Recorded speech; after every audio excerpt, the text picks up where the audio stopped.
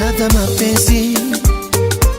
Aslay ni kijana au mtoto kutoka kwenye familia ya watoto watatu. Yani mimi ni wa kwanza na mdogo wangu wa pili wa kike na mdogo wangu wa tatu. Ndo maneno wasema kwamba kwako sifurukuti sijiwezi.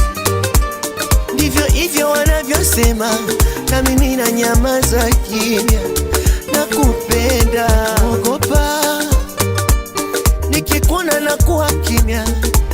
Sina cha kusema, nakupenda. Sina gafaranga na shuka kupanda ilana. Yo, it's your boy Aslay from Tanzania. Bana, napenda kuambia kuna kazi mpya zinakuja. Kwa hiyo kaeni tayari kwa album, kaeni tayari kwa single na everything for me kuhusu muziki. Mambo mengine